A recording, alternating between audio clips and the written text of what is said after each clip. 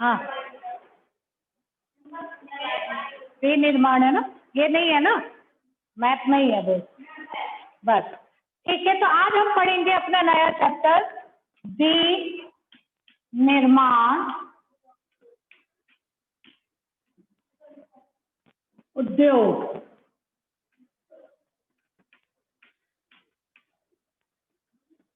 कितने बच्चे विनिर्माण का मतलब समझते हैं? मैन्युफैक्चरिंग इंडस्ट्रीज, इंग्लिश में बोलते हैं मैन्युफैक्चरिंग इंडस्ट्री।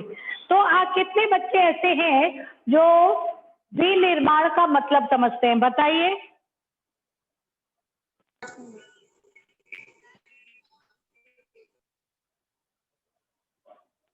हाँ,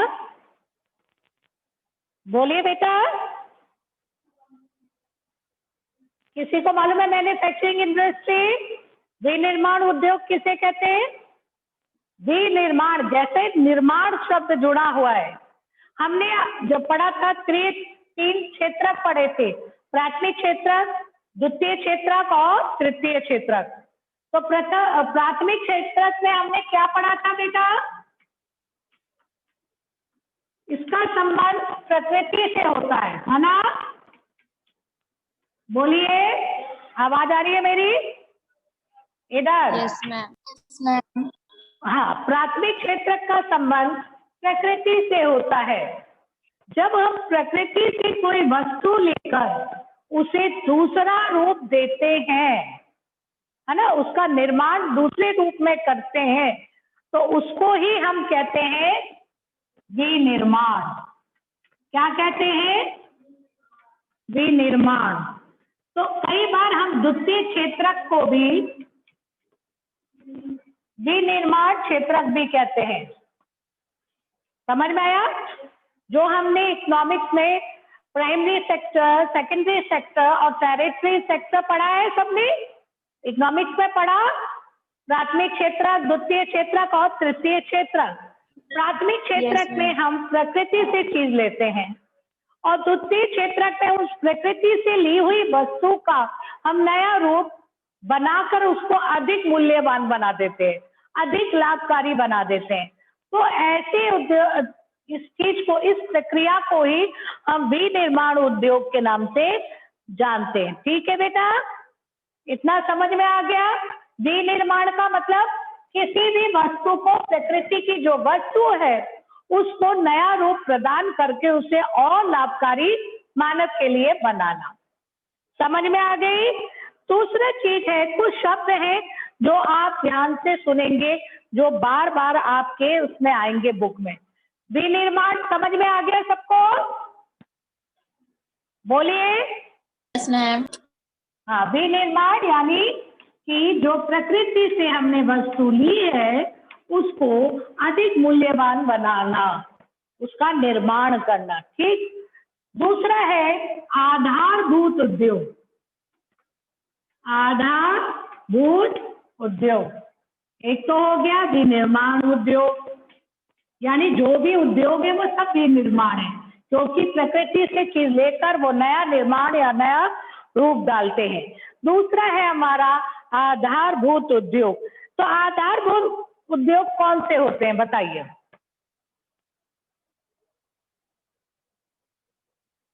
बेसिक, जिसे इंग्लिश में बोलते हैं बेसिक इंडस्ट्री। क्या बोलते हैं? Basic industry. क्या मतलब है इसका?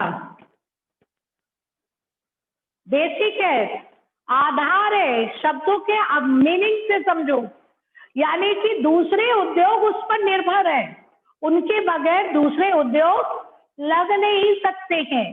तो ऐसे उद्योगों को हम बोलते हैं आधारभूत उद्योग, बेसिक इंडस्ट्री। क्लियर? समझ में आ गया बच्चों? बोलिए। एग्जाम्पल क्या है?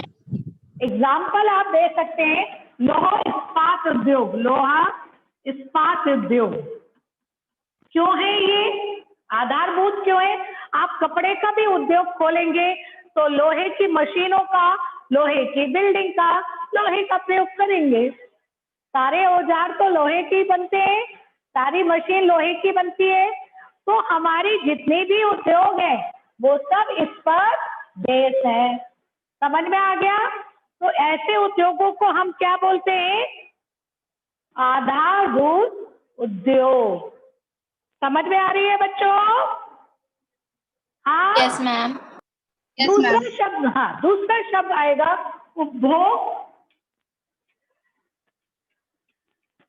उद्योग, यानी कि वो वस्तुएं जिनका उपभोग उद्योग होते हैं, जो इंडस्ट्री में जैसे ही बनते हैं और आपके पास प्रयोग में आ जाते हैं।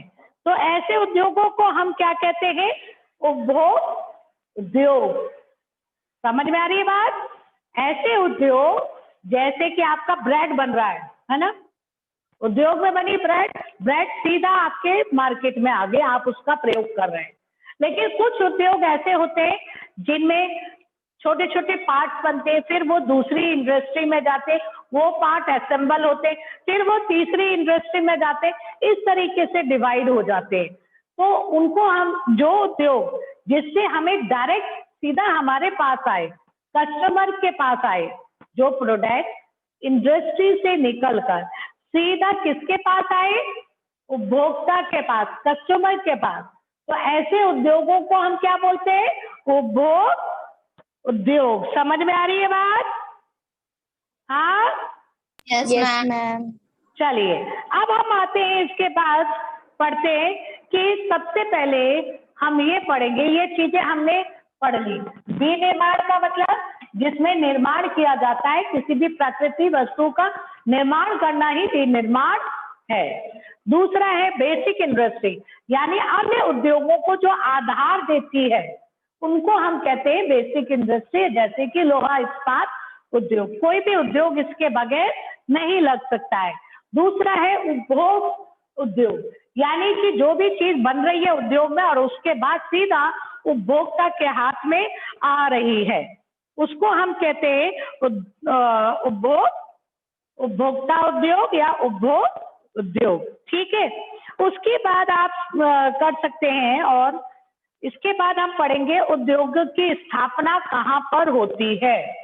एक हमारा पहला क्वेश्चन आता है, उन कारकों का उल्लेख कीजिए। ठीक है, कारकों का उल्लेख कीजिए जहां पर उद्योगों की स्थापना होती है। तो कौन बच्चा बताएगा कहां पर उद्योग लगाओगे आप? बोलो। वो संसाधन ज्यादा होंगे। हाँ चलिए, आपने बताया संसाधन ज्यादा होंगे। चलिए, संसाधन होने चाहिए। और मैम जहाँ पे दूसरा? हाँ जी बेटा। मैम जहाँ कच्चा माल आसानी हाँ, कच्चा माल आसानी से मिल जाए। गुड। और बताइए। मैम जहाँ पे शारीरिक श्रम अच्छा होगा। हाँ, हमें श्रमिक मिल जाए। Very good.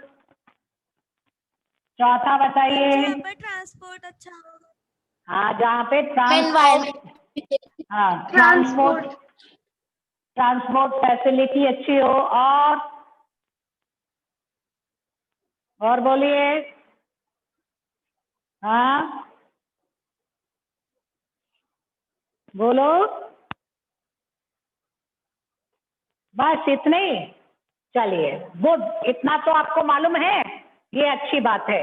अब हम कारक करेंगे। सबसे पहला हम कारक है हमारा, किसी भी उद्योग की स्थापना के लिए हम जो उद्योग लगा रहे हैं। अब कपड़ा उद्योग क्या हापुड़ में लग सकता है? क्यों नहीं लग सकता? बताओ काका। हापुड़ में गन्ना मिल लग सकती है, लेकिन कपड़ा उद्योग नहीं लग सकता। बताओ क्यों? क्योंकि यहाँ मैम पर पूर्ण मात्रा में हाँ, कपास का उत्पादन नहीं होता। समझ में आई? यहाँ पर कपास का उत्पादन नहीं होता। तो सबसे पहला कारक है हमारा कच्चा माल मिलना। कच्चा माल की उपलब्धता। ठीक है, कच्चे माल की उपलब्धता। समझ में आ गई? जहां कच्चा माल होगा वहीं पर उद्योग लगेगा। क्लियर हो गया इतना बेटा? पहला पॉइंट समझ में आ गया कि जहां पर यस मैम। जो उद्योग लगाना है, जो उद्योग हमें लगाना, बेटा दूर बैठो, जो उद्योग हमें लगाना है वहां पर हमें ये देखना है कि कच्चा माल है कि नहीं। अब हम यहाँ पे थोड़ी कह सकते कपड़ा उद्योग लगा देंगे, तो हम कपास कहाँ से लाएंगे? गन्ना मिल, इसलिए क्योंकि यहाँ के खेतों में गन्ना ज्यादा होता है ना, इसलिए गन्ना मिल है। दूसरा है, हम दूसरी चीज देखते हैं, श्रमिक, सस्ते तथा कुशल श्रमिक जहां उपलब्ध होंगे, ठीक है ना, जहां पर सस्ते और कुशल श्रमिक होंगे वहीं पे उद्योग लगेंगे। अब जैसे आपने ज्यादातर उद्योग देखे होंगे कलकत्ता में है ना, पटसन उद्योग आपका देखोगे तो हुगली के पास है ना, ये सारे महाराष्ट्र में है, गुजरात में कपड़ा उद्योग है, बहुत ज्यादा है। क्यों है? क्योंकि इन सिटीज की, इन स्टेट के पॉपुलेशन अच्छी खासी है। पॉपुलेशन ज्यादा है तो क्या है, यहाँ पर हमें लेबर अच्छी मिल जाती है। हम वहीं पर अपना उद्योग लगाते जहां पर हमें श्रमिक मिल सके। अगर हमें लेबर नहीं मिलेंगे तो हम उद्योग में काम किससे करवाएंगे? और श्रमिक कहाँ मिलेंगे? जहां पर पॉपुलेशन ज्यादा होगी। समझ में आ रही है? तो उद्योग की स्थापना का दूसरा सबसे बड़ा कारक है सस्ते और कुशल श्रमिक होना। तीसरा कारक क्या है? पूंजी। ठीक है, पूंजी, पूंजी होनी बहुत जरूरी है। ये सारे पॉइंट्स आप कर लेंगे।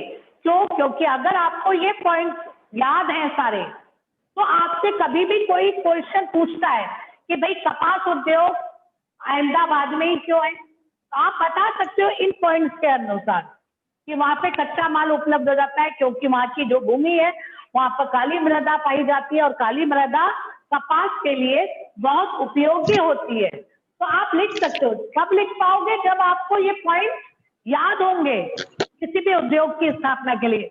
कोई भी उद्योग पूछा जाए, अगर आपके पास ये पॉइंट्स है तो आप इन पॉइंट्स को रख कर बड़े आराम से आप उस क्वेश्चन को कर सकते हैं कि अहमदाबाद में ही क्यों है, हुगली में ही पटसन उद्योग क्यों है? क्योंकि वहां पे कच्चा माल मिलता है हुगली में। हुगली जो पटसन है वो कहां पर होता है? जहां पर पानी वाली जगह हो। यह पौधा जो है पानी वाली क्षेत्र में होता है और इसको उद्योग के लिए पानी की बहुत जरूरत होती है, क्योंकि जो पटसन की लकड़ियां होती है काफी दिनों तक पानी में भिगो के रखते हैं। तो जो हुगली नदी है ना, उसमें ये लकड़ियां भिगो दी जाती हैं, तो पानी की मात्रा उनको बहुत मिल जाती है और पटसन का उत्पादन भी यहाँ पे बहुत होता है हुगली में। तो कच्चा माल हमें हो गया। ये कौन बोल रहा है? हाँ, बोलना बंद करिए, मुझे इसी क्लास में डिस्टर्ब होता है हमेशा।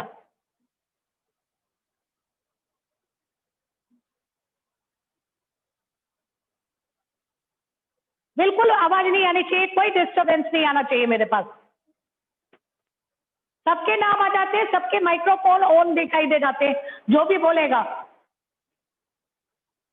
तो हमें कच्चा माल हुगली में आराम से मिल जाता है, पश्चिम बंगाल में। ठीक, फिर आता है सस्ते और कुशल, क्योंकि पश्चिम बंगाल के जो आसपास के स्टेट है, बिहार, उत्तर प्रदेश, ये सारे, छत्तीसगढ़, यहाँ से मजदूर बहुत मिल जाते हैं क्योंकि जनसंख्या बहुत है वहां पर, तो इनको काम करने के लिए मजदूर भी मिल जाते हैं। अब पूंजी जो पश्चिम बंगाल है, तो हमारा क्या है, डेवलप स्टेट है, वहां पे बहुत सारे बैंक है जो लोन वगैरह की व्यवस्था आसानी से करा देते हैं।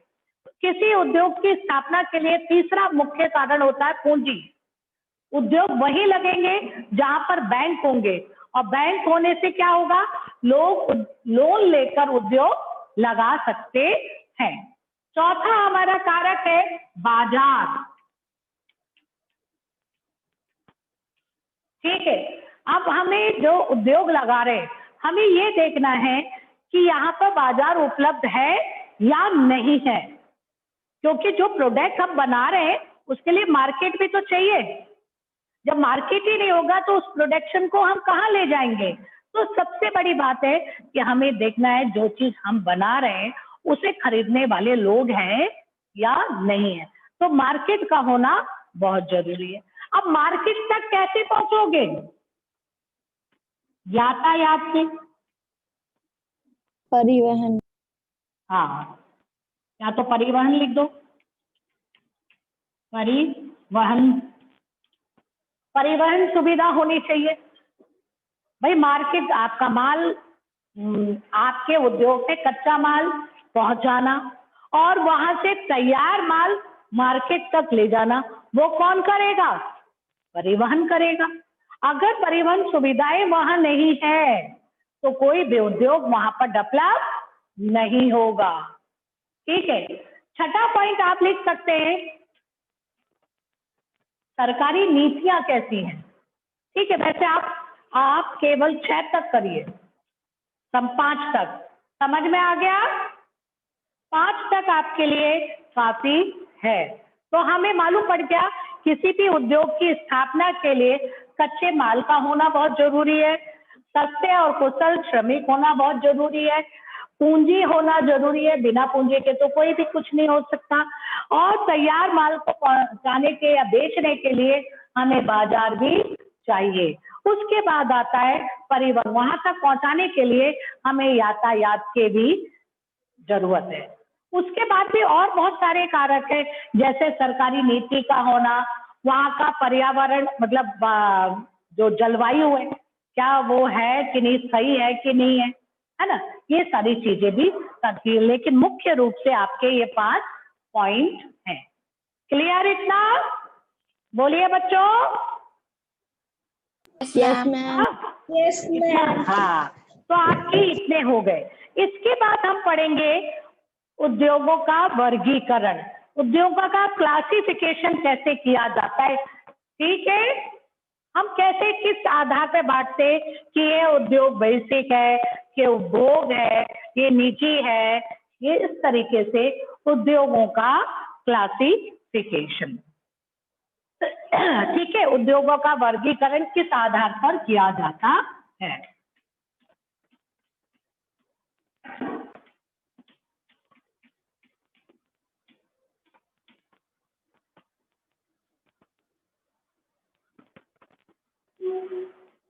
बताइए किस आधार पे किया जाता है?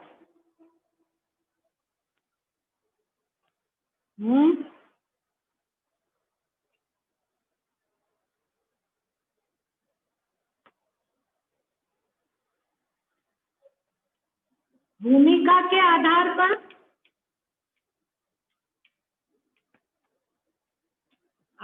पर, ठीक।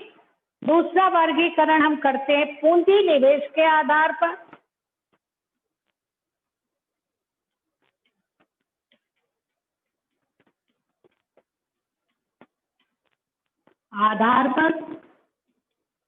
तीसरा हम करते हैं स्वामित्व के आधार पर।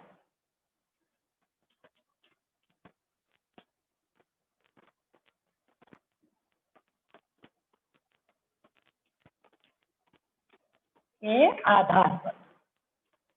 ठीक है बच्चे, ये 3 तरीके से हम इसका क्लासिफिकेशन करते हैं, इसको कैटेगराइज करते हैं भूमि के आधार पर कि जो उद्योग है वो कैसा है। पहला है हमारा जो है भूमि के आधार पर, एक तो होता है आधारभूत उद्योग और दूसरा होता है उपभोक्ता उद्योग।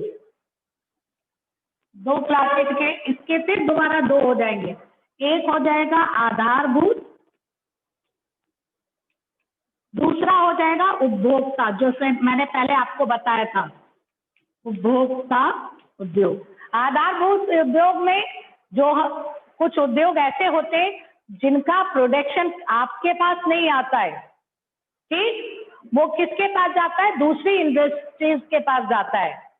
जैसे लोहा इस्पात है, लोहा जो कह सकते हो प्रगलन उद्योग है, जहाँ पे लोहा बनाया जाता है, लोहा को गलाया जाता है, वो आपके पास उसका प्रोडक्शन नहीं आता, वो किसके पास जाता है? दूसरे उद्योगों के पास, ताकि मशीनों का निर्माण हो सके। तो ऐसे उद्योगों को हम क्या कहते हैं? आधारभूत उद्योग। और कुछ उद्योग ऐसे होते हैं, जैसी चीज बनी, जैसे कपड़ा उद्योग है, कपड़ा बना आपके पास आ गया। ब्रेड उद्योग है, फैक्ट्री में बना आपके पास आ गया। तो ऐसे उद्योगों को बोलते हैं हम उपभोक्ता उद्योग। दूसरा आता है हमारा उद्योग पूंजी के आधार पर, इसमें लघु उद्योग, ठीक है। दूसरा भारी उद्योग, जिनमें बहुत सारा पैसा लगता है, ठीक है। लघु उद्योग और भारी उद्योग। तीस है स्वामित्व के आधार पर, इसकी भी 4 कैटेगरीज हो जाएंगी। पहला हमारा हो जाएगा बच्चे सार्वजनिक क्षेत्र के उद्योग, जो सरकार लगाती है, बड़े बड़े उद्योग, सार्वजनिक क्षेत्र, ठीक है। दूसरा आ जाएगा निजी क्षेत्र, जो प्राइवेट सेक्टर लगाता है। तीसरा आ जाएगा संयुक्त क्षेत्र, जो निजी और सरकार और प्राइवेट सेक्टर दोनों मिलकर लगाते हैं। और चौथा आ जाएगा आपका सहकारी उद्योग, ठीक है। समझ में आ गया इतना? क्यों बच्चों? हाँ यस मैम। मैम एक पूंजी निवेश वाले बता।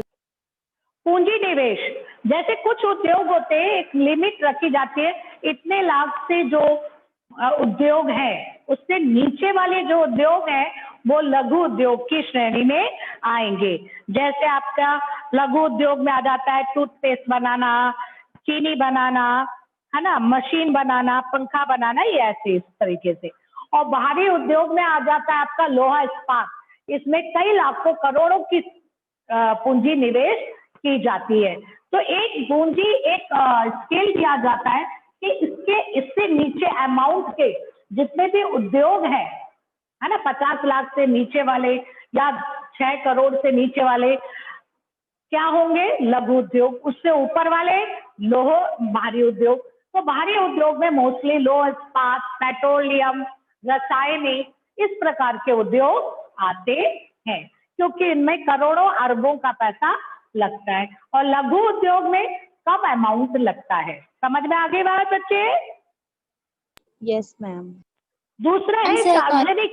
हाँ बेटा सहकारी उद्योग। सहकारी, कई छोटी छोटी यूनिट है ना, मिलकर कई लोग छोटी छोटी यूनिट्स होती है, वो मिलकर एक उद्योग लगा लेते हैं, कई लोग मिलकर। तो उस उद्योग को हम बोलते हैं सहकारी उद्योग, ठीक है। कई यूनिट, जैसे महाराष्ट्र में गन्ना उद्योग है, कई यूनिट ने मिलकर एक उद्योग लगा दिया। केरल में नारियल उद्योग है। तो कई छोटी छोटी कंपनियां मिलकर एक उद्योग लगाती है, यानी कॉपरेशन से। तो उसको हम बोलते हैं कोऑपरेटिव इंडस्ट्री। समझ में आ गया बच्चे? बोलिए। हाँ। Yes ma'am. और सार्वजनिक क्षेत्र में जो सरकारी लगाते हैं, और निजी क्षेत्र प्राइवेट सेक्टर, जैसे रिलायंस, टाटा, बिरला, ये सब निजी क्षेत्र में आएंगे। सहकारी में कौन कौन आएंगे आपके? बोलिए, एक एग्जांपल दीजिए। सेल, SA कैपिटल में, SAIL, सेल, ठीक है। और दूसरा BSNL, ठीक है ना। और संयुक्त में, यानी जिसमें सरकार भी और प्राइवेट सेक्टर भी मिलकर लगाते हैं, जिसका ऐसा एग्जांपल आप दे सकते हो ऑयल इंडिया। क्या दे सकते हो? Oil India. इनके एग्जाम्पल भी लिखने, कई बार एक एक नंबर के क्वेश्चन में आ जाते। सार्वजनिक क्षेत्र का के उद्योग का एक एग्जाम्पल दीजिए, तो आप लिखेंगे सेल, SAIL, या लिखेंगे ऐसे सेल, ठीक। निजी क्षेत्र में आप टाटा, रिलायंस, बिरला दे सकते हैं। संयुक्त में आप दे सकते हैं ऑयल इंडिया।